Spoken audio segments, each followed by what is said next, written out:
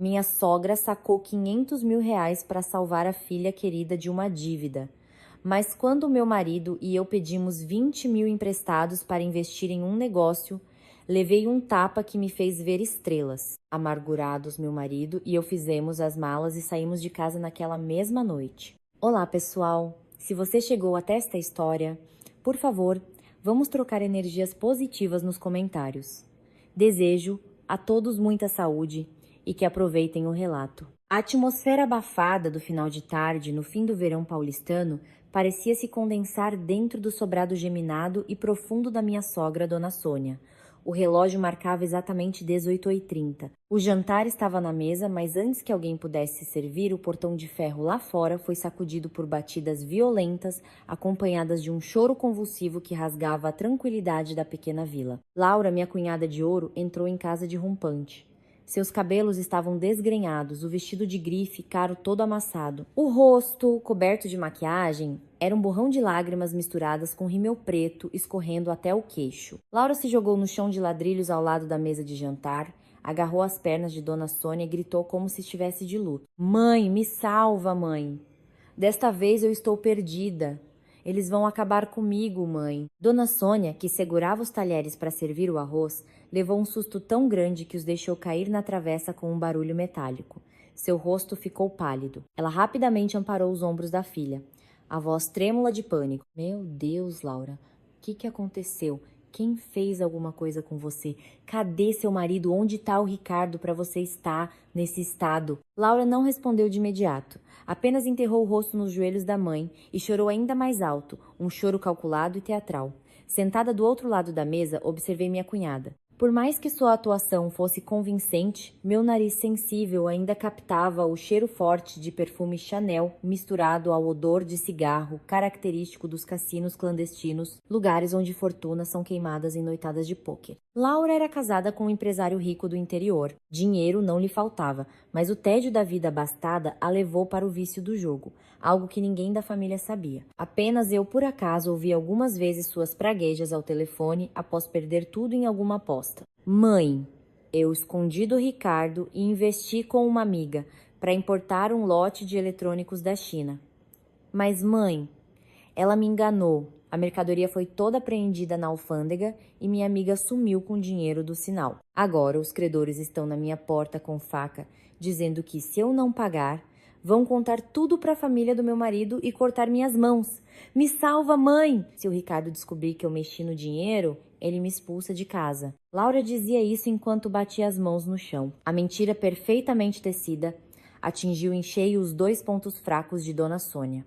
Seu amor materno cego e o orgulho que sentia por ter uma filha casada com um homem rico. Ao imaginar a filha sendo expulsa de casa e ameaçada por agiotas, o sangue subiu à cabeça de Dona Sônia. Ela abraçou Laura com força, acariciando seus cabelos emaranhados, a voz embargada de lágrimas. Pronto, pronto, calma, a mãe tá aqui. Quanto você deve? Quanto eles estão pedindo? Laura levantou o rosto, seus olhos astutos deram uma rápida olhada para onde meu marido e eu estávamos sentados em silêncio, e então sussurrou em meio aos soluços. 500. 500 mil reais, mãe? A cifra de 500 mil reais, assim que foi dita, pareceu sugar todo o oxigênio da sala. Marcos, meu marido, que até então permanecia imóvel como uma estátua, franziu a testa, uma veia saltando em sua têmpora. 500 mil. Não era apenas dinheiro. Era uma fortuna para assalariados como nós. Era a quantia que Dona Sônia havia economizado com a venda de metade de um terreno herdado dos avós, somada à indenização de uma desapropriação de anos atrás. Ela sempre dizia que aquele dinheiro era sua reserva sagrada para a velhice, um tesouro que ninguém, nem mesmo o filho, poderia tocar. Mas, diante das lágrimas de crocodilo de sua filha mimada, todo o rigor e a avareza de Dona Sônia desapareceram. Ela afastou Laura, levantou-se de um salto e caminhou apressadamente para o quarto. Cerca de 5 minutos depois, voltou com várias cadernetas de poupança na mão. Com as mãos trêmulas, ela enfiou todas as cadernetas na bolsa de grife de Laura, a voz engasgada, mas firme. Tome, tem 10 cadernetas aqui, exatamente 500 mil. Amanhã você vai ao banco, saca tudo e paga essa gente. E trate de se desculpar com seu marido. Vive em paz na casa dos outros e não me mate mais do coração. Laura agarrou as cadernetas de poupança com a rapidez de uma predadora. Em contraste com sua atitude desolada de antes, seus olhos brilharam com uma centelha de ganância e satisfação. Ela assentiu freneticamente, enxugando as lágrimas. Mãe, eu te devo a vida. Só a senhora me ama de verdade. Assim que eu pagar a dívida, vou me endireitar e retribuir tudo o que a senhora fez por mim. Eu cutucava os grãos de arroz frio no meu prato, um sorriso irônico se formando em meus lábios. Retribuir? Só se for com mais dívidas, pensei com amargura.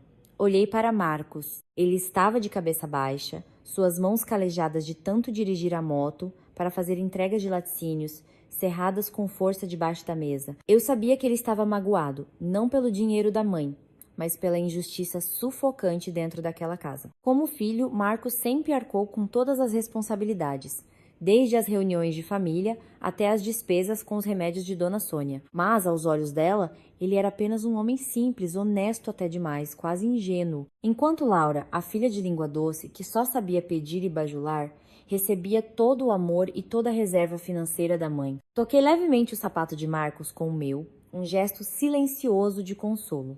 Eu era uma mulher perspicaz, orgulhosa e trabalhadora, mas não tolerava humilhação. Eu via através da minha sogra e da minha cunhada, mas naquele momento escolhi o silêncio. O dinheiro era de Dona Sônia. Ela tinha o direito de jogar-lo pela janela ou queimar-lo para a filha. Nós não tínhamos o direito de interferir. Essa era a minha regra, mas eu não imaginava que o silêncio daquela noite seria o prelúdio da tempestade que estava prestes a varrer minha vida. O clima sombrio da noite em que Laura levou o Zerre, 500 mil pairou sobre o sobrado abafado. Dona Sônia, depois de esvaziar os bolsos para a filha, tornou-se irritadiça e crítica com tudo, reclamando de cada centavo que eu gastava no mercado. Ela andava pela casa em silêncio, suspirando o tempo todo. Meu marido e eu entendemos o recado e tentamos nos recolher, saindo cedo e voltando tarde para evitar seus olhares hostis. Em nosso quarto apertado de menos de 15 quadrado metro no segundo andar, o ventilador barulhento não conseguia dissipar o calor do verão. Marcos estava deitado sem camisa, com o braço sobre a testa, gotas de suor brotando em seus ombros bronzeados pelo sol. Ele trabalhava como representante de vendas para uma distribuidora de laticínios, um homem trabalhador, dedicado à família e, acima de tudo, que amava muito a esposa. Todos os dias ele percorria a cidade em sua moto velha, visitando desde grandes mercados até pequenos armazéns de bairro para bater suas metas. Eu era uma simples funcionária de supermercado, mas minha mente estava sempre maquinando.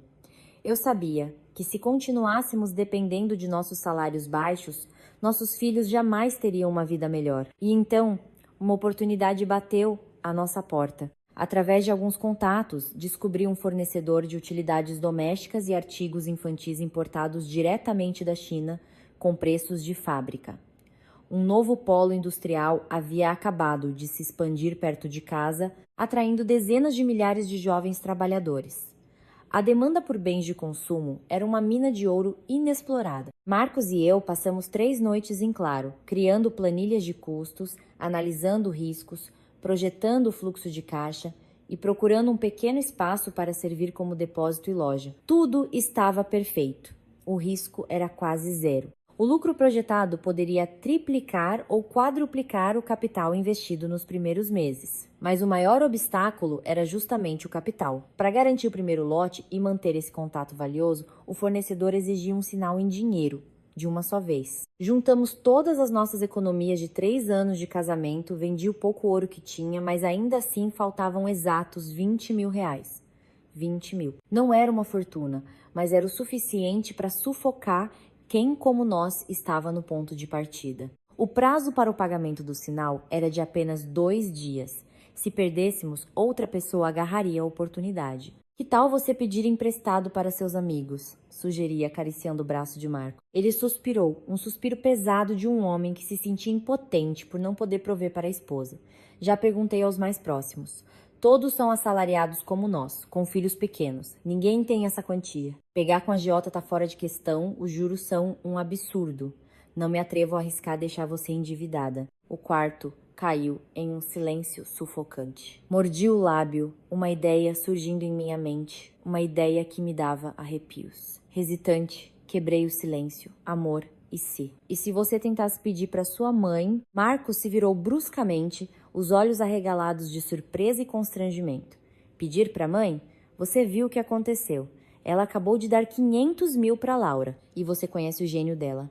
Para proteger a Laura, ela faz tudo. Mas se for para nos ajudar, ela nos trata como ladrões. Eu sabia, claro que sabia, mas orgulho não paga contas. Tentei manter a voz calma enquanto analisava a situação para ele. Eu sei que é difícil, mas não estamos pedindo de graça. É um empréstimo para um negócio sério. Se ela deu 500 mil para a Laura sem nenhum recibo, por que não nos emprestaria 20 mil? Na pior das hipóteses, a gente faz um contrato.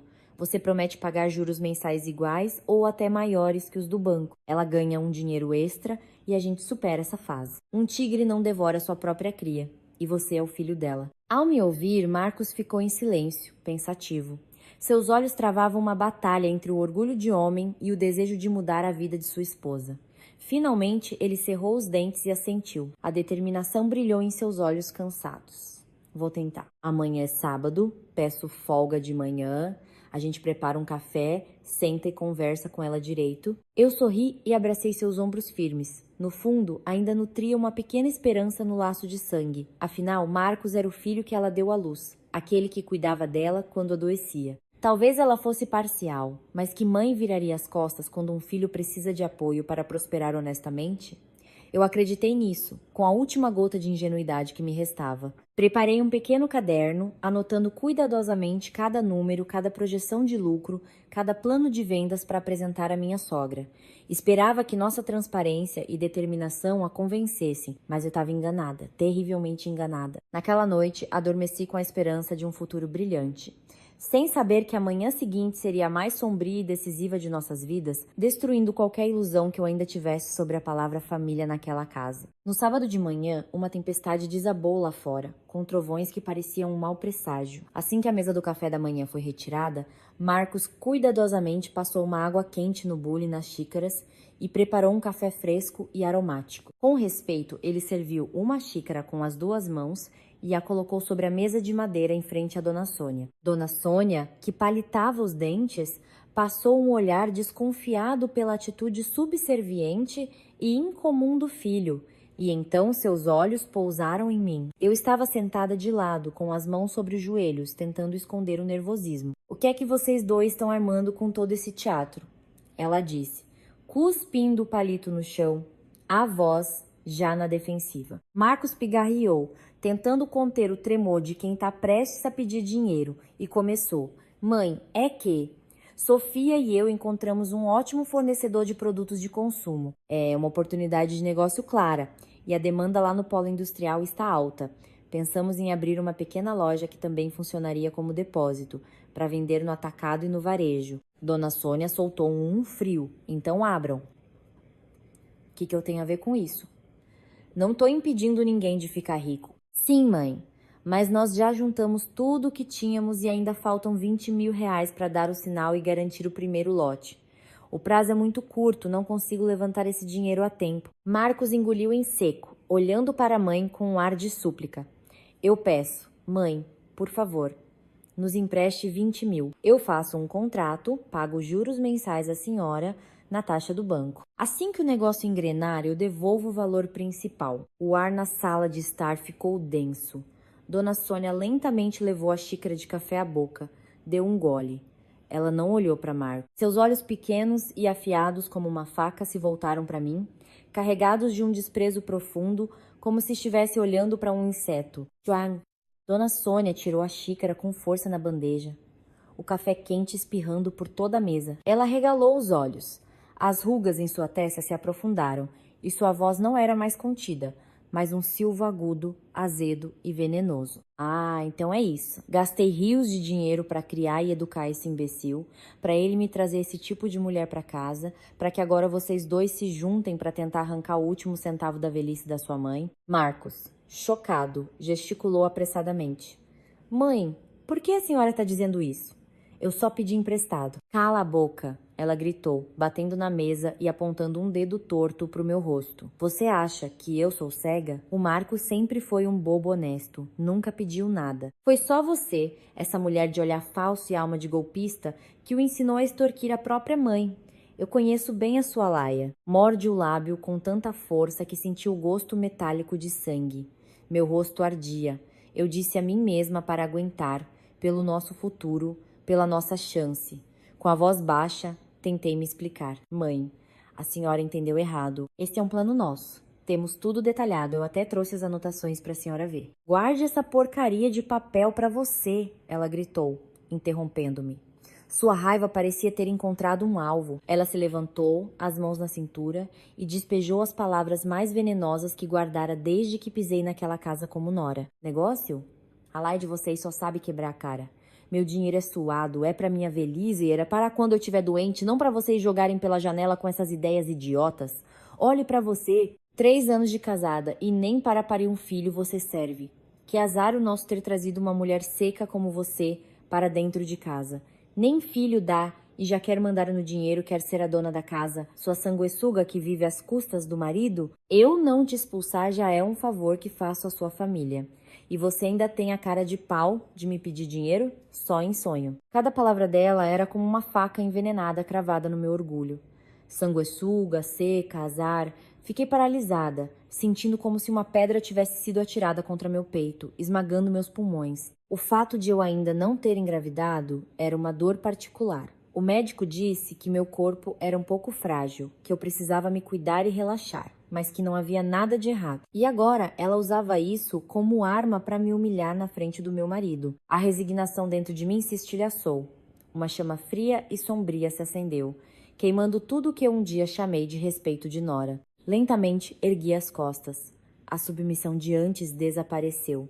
Joguei o cabelo para trás e olhei diretamente nos olhos flamejantes de Dona Sônia. Meu olhar naquele momento era tão frio e cortante que até ela recuou por um segundo. A senhora já terminou? Minha voz soou uniforme, sem um pingo de tremor, fria como uma sentença. Dona Sônia ficou desconcertada. Provavelmente estava acostumada com meu silêncio e cabeça baixa. Ela gaguejou. Que atitude é essa, sua atrevida? Eu dei um sorriso de escárnio. Eu respeito a senhora por ser a mãe do meu marido. Mas o meu respeito não é um pano de chão para a senhora pisar. A senhora diz que nosso negócio é uma fantasia, que zela pelo seu dinheiro suado. Então me responda, e quando a Laura veio aqui choramingando e a senhora entregou 500 mil reais a ela sem piscar? Aquilo foi um investimento lucrativo? Sua insolente. O rosto de Dona Sônia ficou roxo. Ela não esperava que eu trouxesse à tona a história de sua filha querida. Dei um passo à frente, pressionando-a com a verdade nua e crua. A senhora joga 500 mil para Laura pagar dívida de jogo e chama isso de amor de mãe. Mas quando seu filho, que rala o dia todo, pede 20 mil emprestados para um negócio honesto, com contrato e juros, a senhora o chama de sanguessuga e ladrão. Acorde, mãe. A Laura pegou seu dinheiro e foi torrar no cassino. Isso sim. Vamos ver. Se quando a senhora ficar doente, essa sua filha de ouro vai te dar um copo d'água, ou se vai ser a sanguessuga aqui, que vai ter que passar a noite, em claro, cuidando da senhora. Sua desgraçada, Dona Sônia berrou, como um animal ferido. A verdade que eu expus atingiu em cheio seu orgulho e sua parcialidade podre. Em um acesso de fúria por ter sido confrontada pela nora, ela perdeu completamente o controle. Dona Sônia avançou sobre mim como uma flecha. TCA. Um tapa estalado, que me fez ver estrelas, atingiu em cheio minha bochecha esquerda. A força foi tanta que minha cabeça virou pro lado, meus ouvidos zumbiram e o cheiro de sangue subiu imediatamente. A marca de seus 5 dedos ficou vermelha e inchada na minha pele pálida. A sala caiu em um silêncio mortal. A chuva lá fora pareceu ter sido rasgada por aquele som agudo. Passei a mão no canto da boca, limpando o sangue. Não chorei, não caí.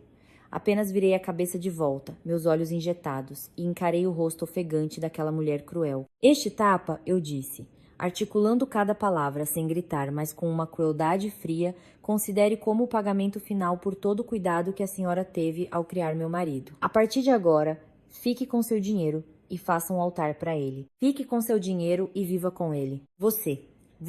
Dona Sônia tremia, apontando para mim, a boca aberta sem conseguir falar. Nesse mesmo instante, Marcos bateu com força na mesa e gritou: Chega! O que pensa que está fazendo? O grito de Marcos soou como um trovão. Não era uma intervenção fraca, nem sua voz apaziguadora de sempre. Era a fúria de um homem bom levado ao limite. Marcos se postou na minha frente como uma muralha, abrindo os braços e me isolando completamente do alcance de Dona Sônia. Sua respiração era ofegante, o peito subindo e descendo, os olhos firmes e cheios de dor, encarando a própria mãe. Dona Sônia se assustou, recuando um passo, surpresa com a reação veemente do filho que sempre fora conhecido por ser dócil e submisso. Ela tentou se justificar, recuperar sua autoridade. Você tá vendo? Sua mulher subiu na minha cabeça. Ela está amaldiçoando sua irmã, dizendo que ela é uma viciada. Eu a espanquei para educá-la no lugar dos pais dela. Jaquega, mãe, Marcos a cortou, a voz dura e fria. Não meta os pais da Sofia nisso. Onde ela está errada? A senhora acoberta as loucuras da Laura. Deu 500 mil para ela torrar no jogo e não se arrepende. Nós nunca lhe pedimos um centavo. Hoje, pedimos 20 mil emprestados para trabalhar. Se não quer emprestar, tudo bem. Mas por que humilhar e agredir minha esposa? Filho ingrato! Você põe essa mulher acima de mim?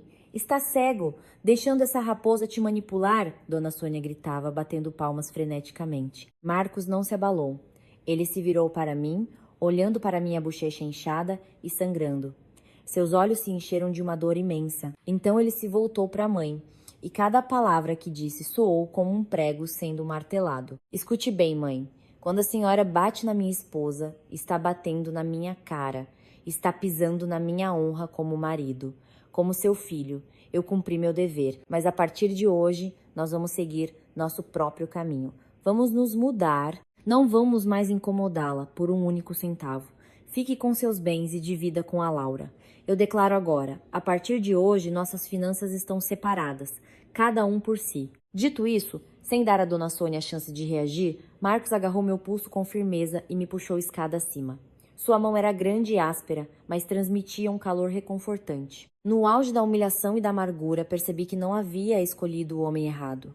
Meu marido era pobre, mas ele tinha algo que muitos homens ricos não têm: a coragem de proteger sua mulher. Entramos em nosso pequeno quarto, sem dizer uma palavra. Marcos pegou 2 malas de tecido velhas debaixo da cama e começou a jogar nossas roupas e pertences lá dentro, de forma apressada e decidida. Ele não pegou nada de valor que pertencesse àquela casa, apenas o que era nosso. Às 19h, a chuva ainda caía torrencialmente.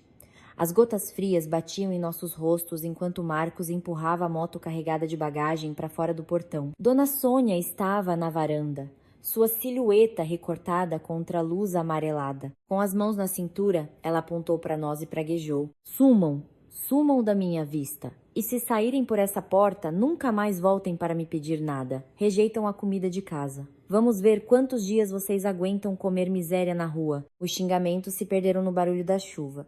Marcos deu a partida, e a moto disparou na noite escura. A água da chuva se misturou com minhas lágrimas, que escorriam pelo meu rosto, ardendo no ferimento do tapa, mas trazendo um alívio estranho. Partimos com uma ferida profunda causada pela frieza familiar.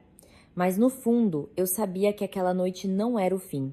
Era o começo de uma transformação. Prometi a mim mesma que a qualquer custo eu viveria uma vida de cabeça erguida, uma vida tão brilhante que aqueles que me humilharam teriam que assistir, de queixo caído. A moto velha do meu marido cortava a chuva e parou em frente a uma série de kitnetes em uma viela sinuosa na periferia. O cômodo tinha cerca de 20 quadrados metros, as paredes com cal verde já manchadas de mofo, o telhado fino de zinco batucando sob a tempestade. Marcos jogou a bagagem encharcada no chão de cerâmica lascada.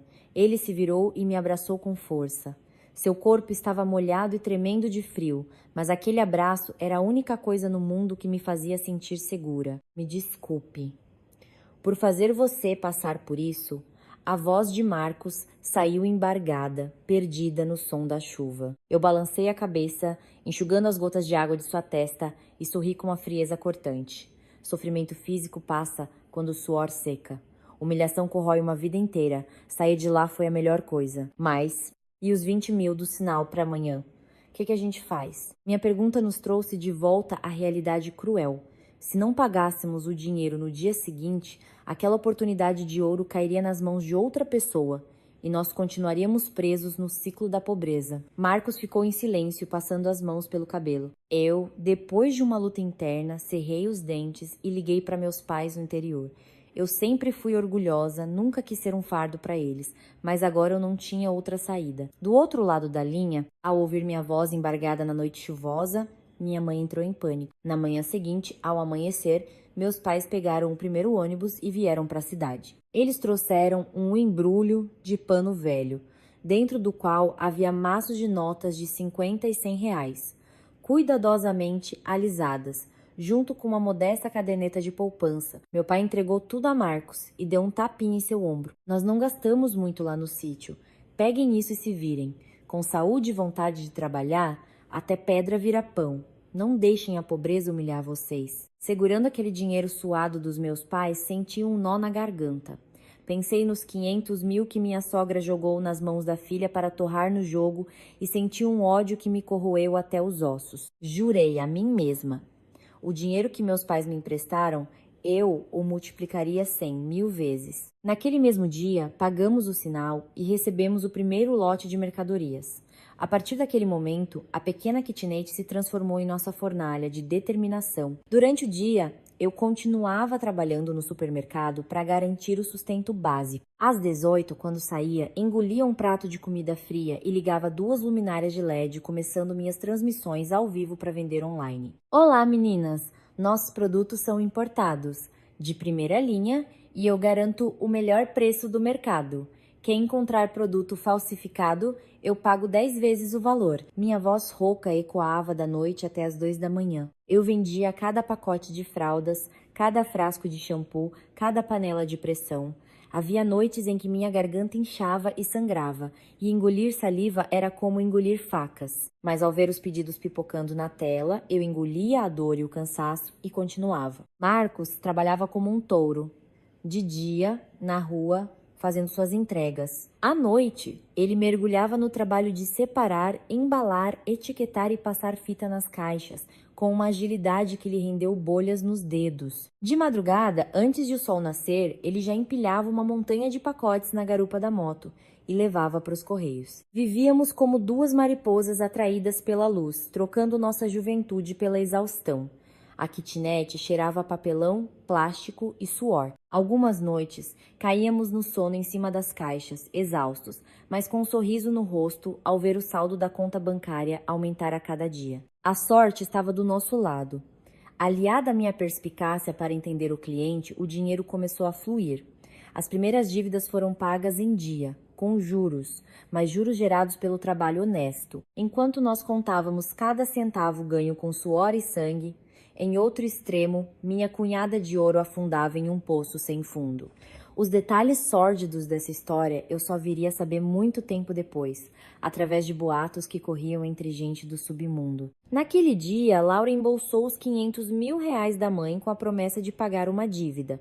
Mas para alguém com vício no sangue, a palavra pagar não existe. Ela foi direto ao banco, sacou todo o dinheiro e, em vez de voltar para casa e se desculpar com o marido, pegou um táxi para um cassino clandestino disfarçado de resort de luxo nos arredores da cidade. Laura entrou lá como uma rainha, com suas roupas e bolsas de grife e R$500 mil em maços de dinheiro. O som das fichas, o perfume caro, misturado com charutos cubanos, tudo isso despertou o demônio da ganância dentro dela. Ela pensou: vou só dobrar esse dinheiro. Com 1 milhão, pago a dívida e ainda me sobra uma boa grana. Mas o jogo é traiçoeiro. Em mesas arranjadas, os croupiers habilidosos foram limpando suas pilhas de dinheiro. Em apenas 3 dias e 3 noites sem dormir, os 500 mil de Dona Sônia evaporaram. Laura ficou paralisada, um suor frio escorrendo por suas costas. Foi nesse momento de pânico que o barão apareceu. O barão não era um agiota qualquer. Era um homem de uns 50 anos, vestindo ternos de seda, usando perfume amadeirado e um Rolex cravejado de diamantes. Ele era o dono do lugar, um predador especializado em damas da sociedade com sede de jogo. Vendo a beleza de Laura e sabendo que ela era esposa de um empresário rico, ele farejou uma presa valiosa. Ele se aproximou, oferecendo-lhe uma taça de vinho. Azar no amor, sorte no jogo, mas hoje você teve azar nos dois, não é? Não fique triste. Uma mulher linda como você não deveria chorar. quanto precisa. O padrinho é que te empresta com juros de amigos só para você recuperar o que perdeu. As palavras dele soaram como uma boia de salvação. A magia do dinheiro e a raiva de ter perdido cegaram Laura. Entre palavras doces e carícias, o barão a levou para a cama, transformando-a em sua amante para controlá-la, enquanto lhe emprestava mais dinheiro para continuar jogando. Laura assinou as notas promissórias, sem ler as letras miúdas que estipulavam juros exorbitantes.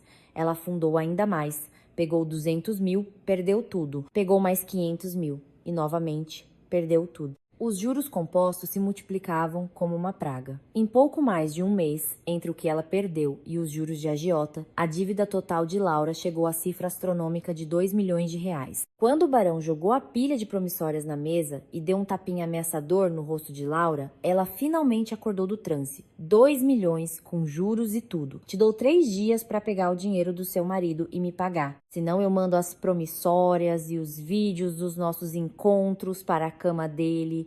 A escolha é sua, meu amor. A voz dele era fria como gelo. Laura caiu de joelhos, tremendo. A farsa havia chegado ao fim. Ricardo, o marido de Laura, era um homem que construiu seu império do zero. No mundo dos negócios do interior, a reputação é mais importante que o dinheiro. E sua esposa havia jogado sua reputação na lama. Começou com telefonemas estranhos para a empresa cobrando dívidas, depois coroas de flores fúnebres enviadas para a mansão. Pichações com Laura Caloteira pague e o que deve apareceram nos muros caros da casa. Ricardo ficou furioso. Ele não era cego como Dona Sônia. Imediatamente, contratou um detetive particular para investigar a esposa. Em 2 dias, um dossiê completo, com fotos nítidas, foi atirado na cara de Laura assim que ela voltou para casa, planejando mais uma vez fingir uma doença para pedir dinheiro. Bofe! Um tapa muito mais forte do que o que eu levei foi dado por Ricardo. Laura caiu no tapete persa, o canto da boca sangrando. Sua desgraçada! Você acha que eu sou um idiota? Ricardo rugiu, os olhos injetados de fúria e humilhação. Há 2 anos eu te dou tudo. Sua mesada é o salário anual de muita gente. E você me esconde para ir torrar dinheiro com aquele bandido e ainda me traz uma dívida de 2 milhões para sujar o nome da minha família? Laura se arrastou, tentando a mesma tática que usou com a mãe. Amor, você entendeu errado. Fui enganada, me enfeitiçaram. Me salva desta vez. Eu juro que nunca mais. Cala essa sua boca imunda. Ricardo a chutou para longe. Ele tirou um papel do bolso do paletó. O pedido de divórcio. Já assinei. Você não tem direito a nada, porque tudo que temos foi construído antes de eu te conhecer. E essa dívida é sua. Assine e suma da minha casa. Se você morrer na rua, não é problema meu. Você pode ser tão cruel? Ela gritou. Ricardo deu um sorriso sarcástico. Eu não te matar com minhas próprias mãos já é um ato de misericórdia. Assina logo antes que eu chame a polícia e te acuse de roubar documentos da empresa para dar como garantia. Sem saída, Laura assinou o divórcio. Imediatamente, 2 seguranças enormes a agarraram, sem lhe dar chance de pegar suas roupas ou bolsas, e a arrastaram para fora como se fosse lixo. A chuva começou a cair. Laura foi jogada na calçada e o portão dourado da mansão se fechou com um baque seco, trancando para sempre a vida de luxo que ela achava que era sua por direito. De mãos vazias, sem família, sem honra e com uma dívida de 2 milhões nas costas, a filha pródiga voltou para a única pessoa que ainda aceitaria. Naquela noite chuvosa, Laura, descalça e coberta de lama, bateu à porta de Dona Sônia. Ao ver o estado deplorável da filha, a mãe soltou um grito de dor, como se seu coração estivesse sendo partido. Ela a acolheu, deu-lhe um banho quente e uma sopa, mas o calor maternal mal teve tempo de aquecer, lá antes que a verdadeira tempestade chegasse. Na manhã seguinte, os capangas do barão apareceram. 2 carros pararam em frente à casa e o portão foi chutado com violência. Baldes de tinta vermelha e restos de comida podre foram atirados contra a fachada. Cadê a caloteira? Aparece, vagabunda. 2 milhões. Não é brincadeira. A gente vai queimar essa casa. Os vizinhos apavorados se trancaram em suas casas. Dona Sônia e Laura se esconderam no quarto, tremendo de medo. Meu Deus, Laura, e os 500 mil que eu te dei? Como assim agora são 2 milhões? Laura, aos prantos, repetiu a mesma ladainha de sempre. Fui enganada, mãe. Eles me forçaram a assinar. Eles vão me matar. A parcialidade cega de Dona Sônia a impediu de ver a verdade. Em vez de culpar a filha, ela odiou os cobradores. Saiu para negociar, pedindo alguns dias para arranjar o dinheiro. E assim, a mesma mulher que nos chamou de sanguessugas por pedirmos 20 mil emprestados, agora estava prestes a destruir todo o seu patrimônio para salvar a filha inconsequente. Primeiro, ela vendeu todas as suas joias, mas o valor era irrisório. Os agiotas continuaram com as ameaças. Em desespero, Dona Sônia pegou a escritura da casa para hipotecar, lá no banco. Mas a casa ficava em uma área de pouco interesse e o banco avaliou o imóvel por um valor baixo, além da burocracia demorada. Enquanto isso, os capangas davam um ultimato. Foi então que um corretor, arranjado pelos próprios agiotas, apareceu. Ele se ofereceu para comprar a casa à vista, por um preço muito abaixo do mercado, para quitar a dívida imediatamente. O sobrado, que abrigava as memórias de uma vida e o orgulho de Dona Sônia, foi vendido por exatos 2 milhões de reais. Com a mão tremendo, Dona Sônia assinou a escritura. Ela engoliu as lágrimas, dizendo a si mesma: anéis se vão, ficam os dedos. O importante é salvar minha filha. No dia da mudança, os agiotas lhes deram um troco para o transporte e as expulsaram, trocando a fechadura imediatamente. Dona Sônia vendeu a casa, as memórias e o lugar onde seus antepassados eram lembrados. Tudo para cobrir o buraco sem fundo que sua filha cavou. Da casa confortável, mãe e filha foram parar em uma comunidade pobre, ao lado de um córrego de esgoto. Com um pouco dinheiro que sobrou, alugaram um barraco de menos de 10 quadrados metro, com paredes mofadas e um telhado de zinco que transformava o lugar em um forno. De uma mulher autoritária e orgulhosa, Dona Sônia se tornou uma sombra de si mesma, envelhecendo anos em poucos meses. Mas a verdadeira tragédia foi o colapso moral. Na miséria, o egoísmo de Laura se revelou por completo. Em vez de se arrepender e trabalhar para sustentar a mãe, ela passava os dias deitada, reclamando do cheiro de mofo. Quando Dona Sônia servia o almoço simples, arroz, feijão e um ovo frito, Laura desprezava a comida. É comida de porco? Todo dia a mesma coisa? Na casa do Ricardo, eu comia lagosta. Dona Sônia, que servia a comida, deixou a colher cair. A raiva e a dor subiram à sua garganta. Você ainda quer lagosta? Quem foi que torrou 2 milhões? Eu vendi a casa dos seus avós para salvar sua pele. E é assim que você me trata? Ah, não vem com esse papo de novo! Laura retrucou, jogando os talheres na mesa. A senhora vendeu porque quis, porque tinha vergonha de ter uma filha devendo para agiota. Se não queria ajudar, não tivesse ajudado. Agora não adianta reclamar. Meu Deus, você tem coragem de dizer isso? Dona Sônia apertou o peito, sentindo uma dor aguda. Ela olhou para a filha por quem tanto sacrificou e um arrependimento tardio e amargo a inundou. Eu te dei a vida, te dei tudo, para você me morder pelas costas? Cala a boca, mãe! Me irrita!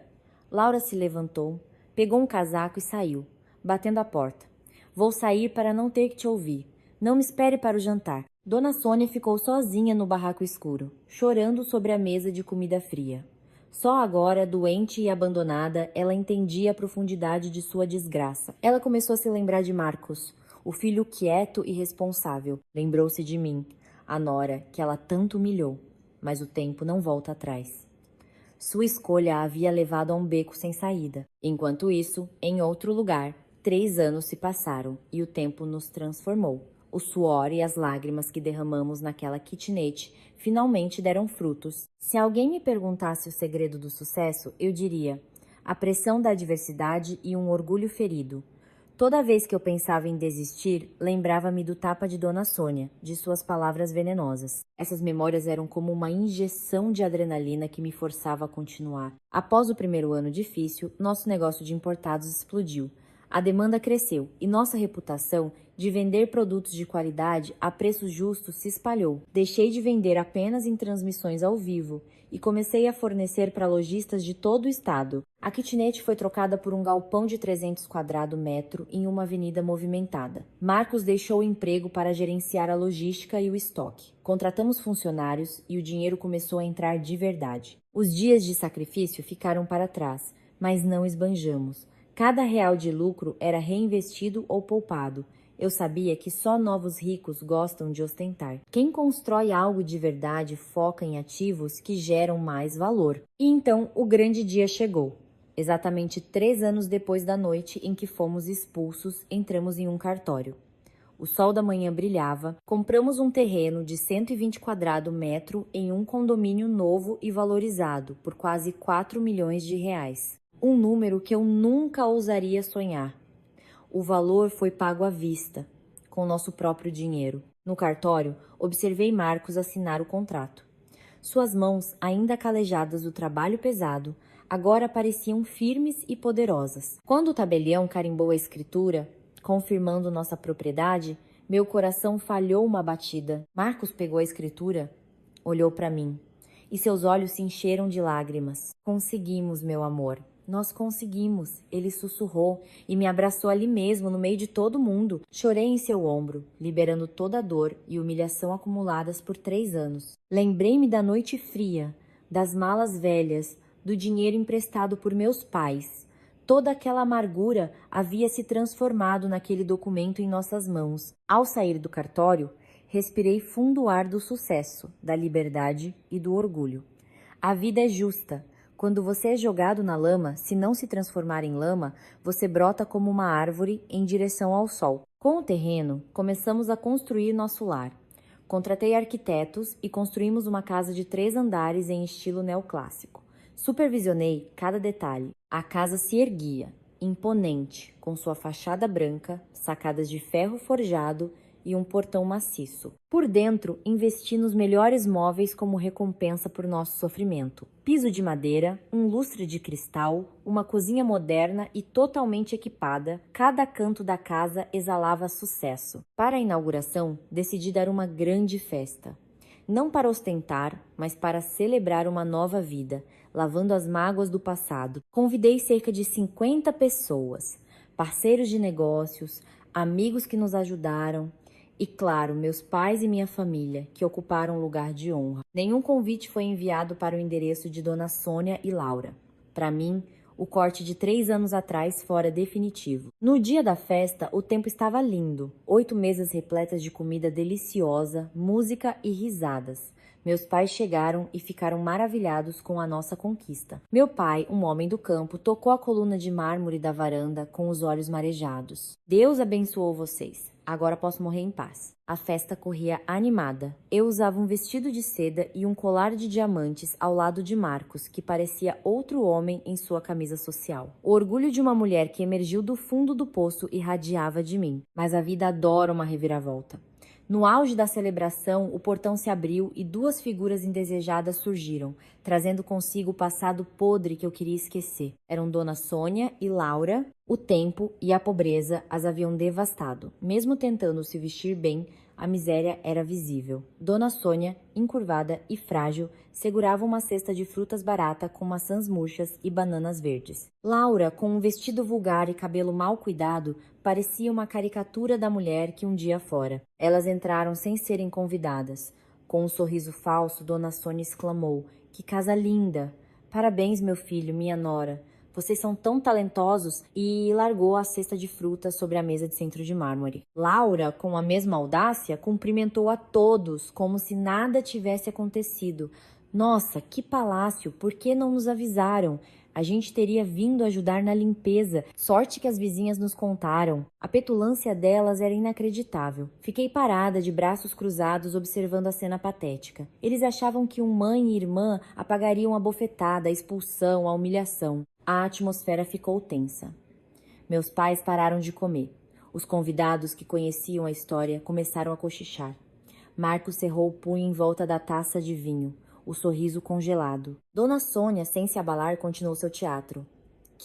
Meu filho, está tão elegante. Nora, traga mais 2 pratos e talheres para mim e para Laura. Vamos sentar aqui com seus pais." Ela tentou se sentar à mesa principal. Laura já olhava com cobiça para a comida. A disfarçatez delas não tinha limites. Eu não me movi. Apenas observei, esperando para ver até onde a ganância iria. E elas não me decepcionaram. Vendo minha indiferença, Dona Sônia mudou de tática e, para disfarçar o constrangimento, olhou para Laura, que entendeu o sinal. Laura começou a andar pela sala, tocando nos móveis, e disse em voz alta: "Nossa, quanto luxo! Mas uma casa tão grande assim para só vocês 2? Que desperdício! À noite deve ser tão solitário. Uns com tanto, outros com tão pouco." Dona Sônia aproveitou a deixa. "A Laura tem razão. É um pecado uma casa tão grande e vazia. Ela abriu a porta do quarto de hóspedes no térreo e, vendo a cama confortável e o ar-condicionado, seus olhos brilharam. É o seguinte, eu já estou velha, minhas pernas doem. Vou me mudar para este quarto aqui no térreo, fica mais fácil. E ainda ajudo a Sofia na cozinha. Ela fez uma pausa e apontou para a escada. E a coitadinha da Laura, ela está sofrendo tanto depois do divórcio, precisa de um lugar para se recuperar. O segundo andar tem quartos sobrando, deem um para ela. Família é para se ajudar, não é? O silêncio na festa foi total.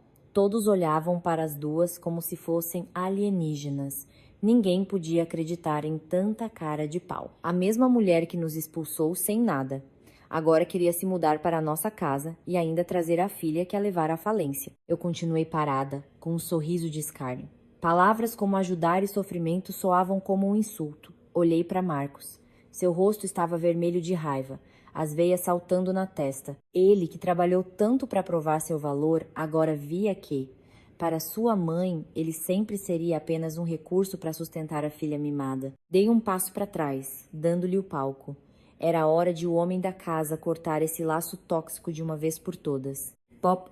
Marcos bateu a taça de vinho na mesa. O som seco quebrou o silêncio. Ele caminhou a passos largos e parou na frente de Dona Sônia, bloqueando a porta do quarto. Seu rosto estava frio, sem um pingo de calor. A senhora já terminou de falar? Ele disse, a voz baixa e controlada. Dona Sônia recuou, gaguejando. Eu só estava planejando. Entre família. Não há família aqui, e não há nada para a senhora planejar. Marcos a cortou, a voz subindo de tom. Ele apontou para o chão. Cada tijolo desta casa foi comprado com o sangue, o suor e as lágrimas minhas e da minha esposa. Quando estávamos na miséria e pedimos 20 mil emprestados, a senhora chamou minha esposa de sanguessuga. A senhora deu um tapa no rosto dela. A senhora nos expulsou no meio de uma tempestade. A senhora se lembra? Laura tentou intervir, choramingando. Ah, irmão, isso já faz tanto tempo. Para que guardar rancor? Cale a boca! Marcos se virou para ela com um olhar que a fez recuar. Você enganou seu marido, torrou o dinheiro da sua mãe no jogo e a forçou a vender a casa da família para pagar suas dívidas. Uma criatura como você não tem o direito de me chamar de irmão. Os convidados começaram a murmurar abertamente, condenando a atitude das duas. O rosto de Dona Sônia ficou pálido, depois roxo de humilhação. Sem conseguir argumentar, ela recorreu ao seu último truque. Sentou-se no chão e começou a gritar. Ai, meu Deus, vejam só o filho ingrato que eu criei. Agora que tem casa de luxo, ele abandona a mãe velha. Ele vai me deixar morrer na rua. Tudo por causa dessa mulher. Filho ingrato, que um raio te parta. Ela tentou usar a chantagem emocional da piedade filial, mas não funcionou. As pessoas ali sabiam da verdade. Eu me aproximei, ficando ao lado do meu marido. Olhei para a mulher no chão e disse friamente: o dever filial do meu marido foi pago com o tapa que a senhora me deu há 3 anos. A senhora vendeu uma casa de 2 milhões para salvar a Laura. Vá cobrar o dever filial dela. Marcos deu um passo à frente e apontou para o portão. Se vieram para a festa acabou para vocês. Agora, por favor, sumam da minha casa. Não há espaço para o teatro de vocês aqui. Fora. A palavra fora ecoou, cortando qualquer resquício de laço. Dona Sônia parou de chorar. Ela olhou para o filho e percebeu que o Marcos dócil de antes estava morto. Humilhada, ela se levantou, agarrou Laura pelo braço e as duas saíram cambaleando pelo portão, desaparecendo na escuridão. Elas deixaram para trás um rastro de ódio, mas aquilo ainda não era o fim. Naquela noite, de volta ao barraco úmido, o contraste entre a miséria delas e a nossa riqueza acendeu uma fúria incontrolável em Laura. Ela chutou um ventilador velho e gritou para a mãe. A culpa é sua. Se você não tivesse humilhado eles, agora a gente poderia estar tirando uma casquinha daquela fortuna. A discussão de sempre começou, mas desta vez a fome e o desespero eram maiores. Laura saiu para fumar na viela escura. Foi quando um carro de luxo preto parou na esquina. A janela se abriu, revelando o rosto frio do barão. Laura gelou. A lembrança da dívida e das surras a fez tremer. Correndo para onde, Gracinha? Ele disse, com um sorriso sinistro. Sei que suas opções acabaram, mas eu tenho uma saída para você. Trabalho leve, dinheiro rápido. Só precisa ter coragem. Não só paga sua dívida, como fica rica, para pisar em quem te humilhou. Os olhos de Laura brilharam de ganância. quê? Que trabalho? O barão sussurrou em seu ouvido. Era uma proposta diabólica. Minha rede precisa de funcionários para centrais de atendimento do outro lado da fronteira com o Paraguai. Seu trabalho é convencer conhecidos a irem para lá. Para cada pessoa que você levar, te dou 200 mil reais. Laura sabia o que aquilo significava. Eram armadilhas de tráfico humano, onde as pessoas eram forçadas a aplicar golpes online. Eram torturadas ou pior. Mas a imagem da nossa festa, do nosso sucesso e o ódio que ela sentia apagaram o último resquício de sua humanidade. 200 mil por pessoa? Qualquer pessoa? Ela perguntou, a voz trêmula. Qualquer pessoa. Contanto que respire, o barão respondeu, enfiando um maço de notas no decote dela. 50 mil de adiantamento. Compre umas roupas boas e comece a trabalhar. Com o dinheiro na mão, o demônio dentro de Laura foi solto. Ela se transformou em uma executiva, alugou um carro e voltou para sua cidade natal, enganando parentes distantes e amigos desempregados com a promessa de um emprego com salário altíssimo no exterior. Na primeira viagem, ela levou 3 jovens, recebeu 600 mil. O dinheiro fácil a cegou, mas logo as famílias das vítimas começaram a procurá-la. O barão pressionava por mais recrutas. Sem mais ninguém para enganar, o desespero tomou conta dela. E então, em uma noite chuvosa, seu olhar recaiu sobre a mãe, que tossia sem parar na cama velha. A mulher que vendeu tudo para salvá-la. Na mente distorcida de Laura, sua mãe não era mais sua mãe. Era mais uma cabeça. Mais 200 mil reais. Com um sorriso falso, ela se aproximou. Mãe, sua tosse está tão ruim. Que tal uma viagem? Conheço um lugar na fronteira que vende uns remédios ótimos. Eu pago tudo. Dona Sônia, ingênua, acreditou. Viu naquilo um sinal de que a filha finalmente havia se tornado uma pessoa melhor. Mal sabia ela que aquela era uma passagem só de ida para o inferno. Ela fez as malas, feliz, sem saber que estava sendo levada para a própria cova pela filha que tanto amou. Na escuridão da fronteira, Laura guiava um pequeno grupo por uma trilha na mata, incluindo sua mãe, exausta. Vamos, anda logo! Ela gritava, impaciente. Quando chegaram a uma clareira, 3 homens as esperavam. Eram os atravessadores. O líder olhou para o grupo com desprezo. Que porcaria de lote é esse? Só moleque magrelo e ainda por cima uma velha caindo aos pedaços? O que a gente vai fazer com ela? Laura tentou suborná-lo. Pega ela, chefe. Serve para limpar o chão do cassino. Eu vendo por qualquer preço, só preciso bater a meta. Dona Sônia ouviu pedaços da conversa. Velha, limpar o chão, vender. Um terror indescritível a dominou. Mas antes que pudesse reagir, o destino interveio. Bah! Um tiro ecoou pela floresta. Luzes de lanternas poderosas surgiram de todos os lados. A Polícia Federal cercou o local. Parados! Polícia! Mãos na cabeça! O caos se instalou. Laura tentou fugir, mas foi derrubada e algemada. Dona Sônia, em choque, caiu no chão. Ela não entendia. Sua filha, uma executiva, sendo presa? Moço, vocês prenderam a pessoa errada. Minha filha é gerente. Ela me trouxe aqui para comprar remédio. Ela gritou para um policial. O policial a ajudou a se levantar, a voz séria e cheia de pena. Senhora, sua filha faz parte de uma quadrilha de tráfico humano. Estávamos investigando há meses. Ela estava tentando vender a senhora junto com os outros, como escravos para golpistas do outro lado da fronteira. O mundo de Dona Sônia desabou. Vender a própria mãe por 200 mil reais. Na manhã seguinte, na delegacia, a verdade final foi revelada. O investigador leu para Dona Sônia a confissão de Laura, onde ela admitia friamente que planejou vender a mãe para quitar suas dívidas. A verdade foi um golpe fatal. Todas as suas escolhas, toda a sua injustiça, todo o seu sacrifício cego, tudo para acabar como uma mercadoria nas mãos da filha que ela tanto protegeu. A dor, a humilhação e o arrependimento foram demais. Dona Sônia teve um colapso. Seu coração não aguentou. Ela sofreu um AVC fulminante ali mesmo, na sala de interrogatório, e caiu no chão, sem vida. Ela morreu em um hospital da fronteira, sozinha.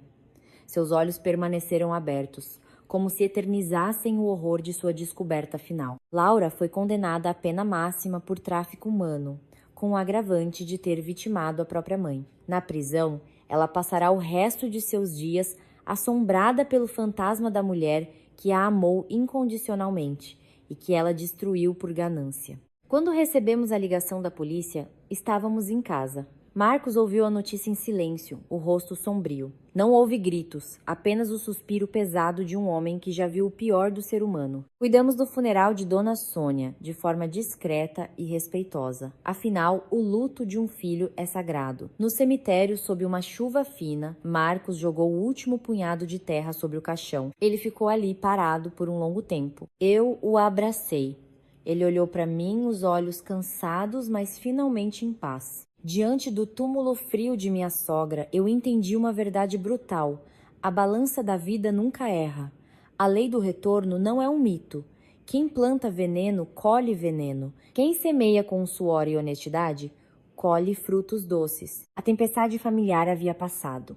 Nós voltamos para a nossa vida, valorizando cada segundo de paz que conquistamos com sangue e lágrimas. O passado foi enterrado, mas a lição terrível sobre o amor cego e a ganância sem limites ficará para sempre na memória. Causa e consequência não poupam ninguém. A preferência cega de um pai ou uma mãe só cria monstros com rosto de gente. Obrigado por ouvirem essa história até o fim. Deixem seus pensamentos nos comentários, curtam e inscrevam-se no canal para mais relatos. Desejo a todos uma vida de paz e sabedoria.